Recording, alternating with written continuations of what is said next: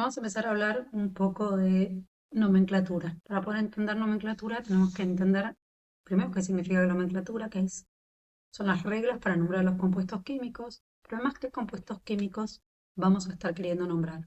La presentación que mirando la presentación que utilizamos vemos que los compuestos que vamos a estar nombrando son los compuestos binarios. ¿Está bien? Los compuestos binarios son aquellos compuestos que están formados por dos tipos de elementos distintos.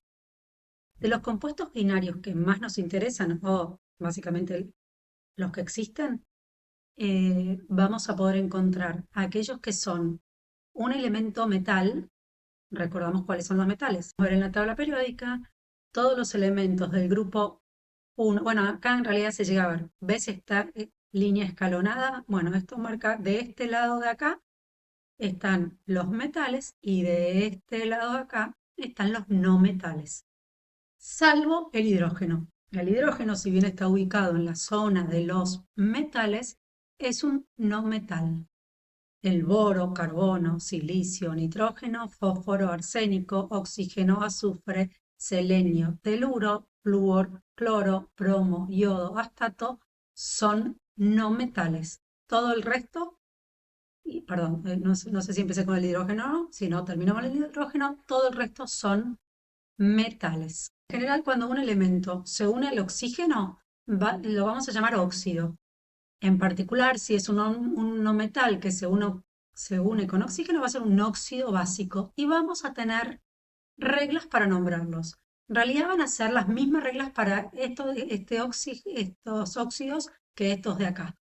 Después, si tenemos un metal unido a un hidrógeno, vamos a tener lo que se denomina un hidruro metálico y vamos a tener herramientas para nombrarlos.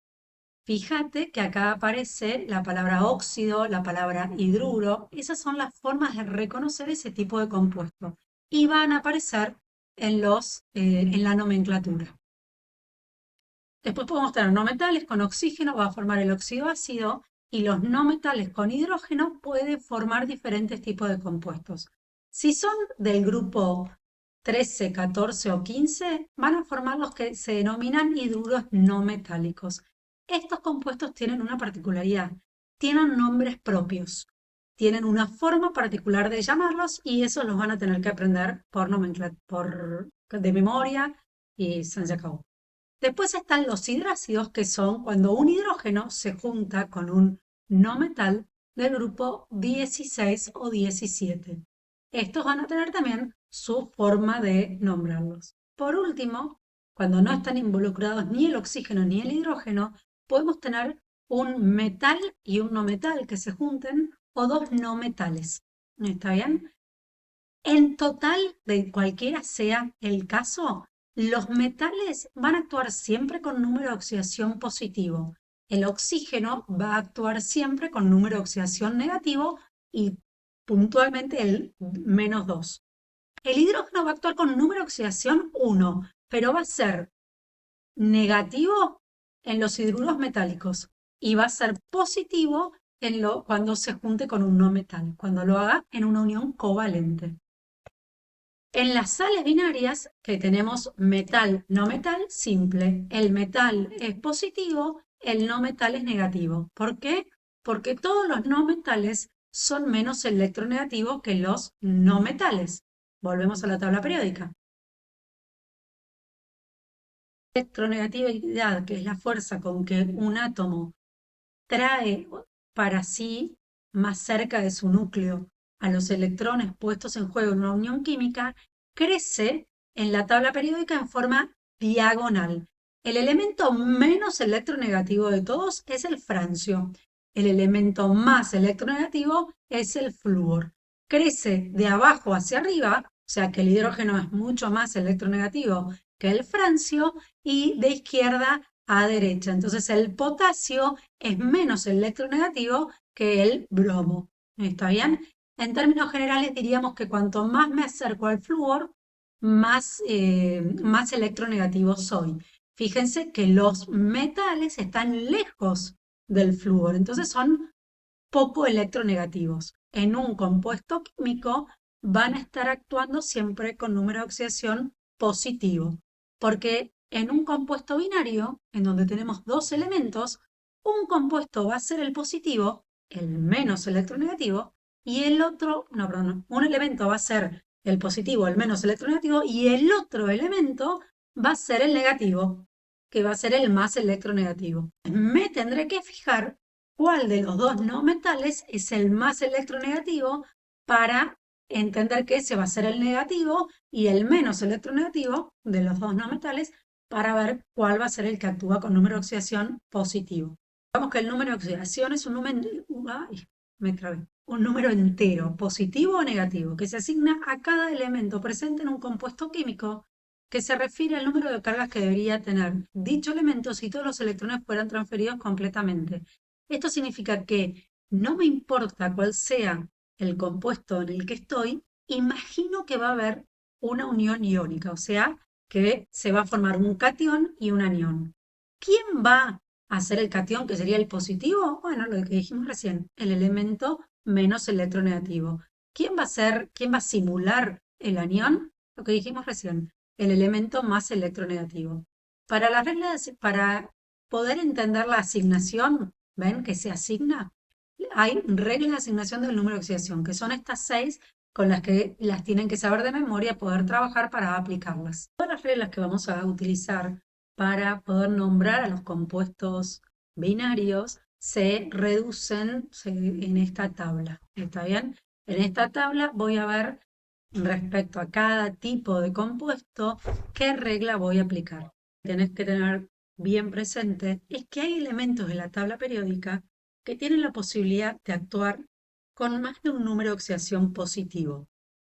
En negativo nos vamos a quedar tranquilas, porque los que actúan con número de oxidación negativo solo tienen una posibilidad. Y los únicos que van a actuar con negativo van a ser los no metales. A ver si me deja moverme acá, sí. Entonces, como podemos ver, y me deja moverme por acá, por ejemplo, el fósforo puede actuar con el número 3 como positivo y negativo y el 5 solo como positivo. Fíjense que todos los que son negativos solo aparecen una vez. Después el resto son todos números positivos. Nos fijamos acá en los metales, que también tienen muchas opciones. Estos son todos positivos. Entonces, negativos solo hay una única opción por cada elemento. En cambio, positivos, hay elementos, ya sean metales o no metales, que tienen más de un número de oxidación posible. Eso significa que cuando forman un compuesto, podríamos pensar como que eligen un número de oxidación. La pregunta es, bueno, si se va a juntar con el oxígeno para formar un óxido, ¿con qué número de oxidación lo va a hacer? ¿Y lo puede hacer con uno o con el otro? ¿Está bien? La nomenclatura tiene que encontrar la forma de distinguir esos compuestos. Lo hace a través de lo que se denomina el numeral de Stock, que es esto que les estoy poniendo acá entre paréntesis. El número de oxidación en números romanos, bueno, igual ahora lo vamos a ver un poquito más en ejemplos, ¿sí? Pero básicamente tenés que tener en cuenta que si tengo un elemento, el que es positivo en el compuesto, me tengo que fijar en la tabla periódica si tiene más de un número de oxidación posibles con el que actuar. Si es así, tengo que escribir entre paréntesis el número romano, como pueden ver acá abajo, el número con el que efectivamente está actuando en ese compuesto. Clarísimo que es sumamente importante saber reconocer los números de oxidación con que está actuando. Entonces, vamos a ver esta lista que tengo acá. Estos ejemplos de acá, tenemos acá óxidos. El primero que es el agua, se la llama agua, no se la clasifica en ninguno del otro, ni como óxido ni como hidruro. Acá tenemos hidruro, todo acá abajo tenemos compuestos con hidrógeno. Iremos viendo qué tipo de compuesto es. Entonces, empecemos con los óxidos. Nos fijamos que en los óxidos, en todos los casos, el negativo es el oxígeno. Eso significa que la nomenclatura va a encontrar una forma de referirse a lo negativo y otra forma de referirse a lo positivo. Para lo negativo, en los óxidos, usa la palabra óxido. Fíjese entonces que todos estos son óxidos. Para hablar de la parte positiva, va a decir de el elemento. ¿Está bien? En este caso, veremos. Y si el elemento tiene más de un número de oxidación, va a poner el numeral de Stock. La tabla periódica y nos damos cuenta que el carbono tiene más de un número de oxidación posible. El sodio no, solo uno. El hierro tiene más de un número de oxidación posible y este hierro también. ¿Ven? Fíjense que si no tuviéramos el numeral de Stock, óxido de hierro, este y este serían lo mismo, serían nombrados de la misma forma y no son el mismo compuesto. Yo ya me adelanté y escribí el número de oxidación con el que están actuando en este compuesto. ¿Cómo lo hice? Aplicando las reglas de asignación y los atajos. Eso hay que saberlo.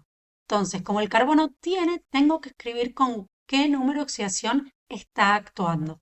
Entonces, este es el oxi. Bueno, voy a poner todos. Así es como termino de nombrar a todos. Una parte para el negativo, una parte para el positivo, y si el positivo tiene más de un número de oxidación posible, pongo el numeral de Stock. ¿Qué es el numeral de Stock? Es el número de oxidación con el que efectivamente está actuando ese elemento, el hierro en este caso, en este compuesto. Fíjense que es distinto al que está usando en este otro compuesto. Recuerdan que en la fórmula química yo les había dicho que el que aparecía primero es siempre el positivo, el segundo es el negativo. Esto, fíjense que en estos últimos dos de acá, que son hidruros no metálicos que tienen sus nombres particulares, no aparecen así, porque estos se conocieron antes que las reglas de nomenclatura. Entonces a estos les fueron dando su nombre particular. Este de acá es el amoníaco y este de acá es la fosfina. Pero vamos con los otros. Fíjense, tenemos en los dos primeros hidruros en donde el hidrógeno actúa con número de oxidación negativo y en estos dos de acá el hidrógeno está actuando como positivo. Y este S es azufre, que pertenece al grupo 16, flúor, grupo 17. Estos dos son compuestos que se llaman hidrácidos y van a tener sus reglas para nomenclatura. Vamos a empezar con los de estos dos hidruros metálicos. La parte negativa en los hidruros se elige, cuando hay un hidrógeno con un metal, se usa la palabra hidruro. La terminación uro en general se usa mucho para hacer referencia a la parte negativa, ¿sí? Y después vamos a continuar de metal. En este caso, los hidruros metálicos es de metal. Siempre el elemento que va a continuar va a ser un elemento metálico. Que si el elemento tiene más de un número de oxidación, vamos a poner el numeral de Stock. Como ya vimos, el hierro tiene más de una posibilidad, así que quedaría hierro 2, hidruro de hierro 3. ¿Está bien? Vamos ahora con los del grupo, los hidrácidos. Los hidrácidos tienen dos formas de nombrarlo. Uno es nombrar el negativo primero y después acompañado de hidrógeno, que sería la parte positiva. Entonces, en este caso, tendríamos sulfuro de hidrógeno, fluoruro de hidrógeno. En la periódica vemos que podemos tener fluoruro, cloruro, bromuro, ioduro, astaturo, sulfuro, selenuro y telururo. Más opciones no hay. Entonces, bueno, siempre acompañado de hidrógeno. El resto, para los hidrácidos, sí vamos a aceptar una doble nomenclatura. Podemos llamarlo como sulfuro de hidrógeno, reconociendo de vuelta la terminación uro para acompañar a lo negativo. De hidrógeno, en este caso el hidrógeno tiene un único número de oxidación, entonces no hay que poner nada. O ácido sulfhídrico. Si hablamos del fluoruro, vamos a decir ácido fluorhídrico, porque recordamos que los del grupo 16 y 17 son hidrácidos. Entonces también hace referencia a ese nombre. Los otros son amoníaco y fosfina. Van en otro video.